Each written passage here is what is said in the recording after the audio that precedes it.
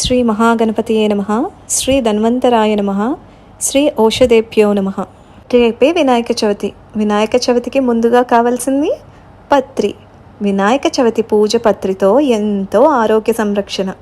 గణపతికి మనం సమర్పించే ప్రతి పత్రి వెనుక ఒక ఆరోగ్య రహస్యం ఉంటుంది. ఈ 21 రకాల పత్రి సమర్పించడం వలన గణపతి మనకు సంపూర్ణ ఆరోగ్యం ప్రసాదిస్తాడు.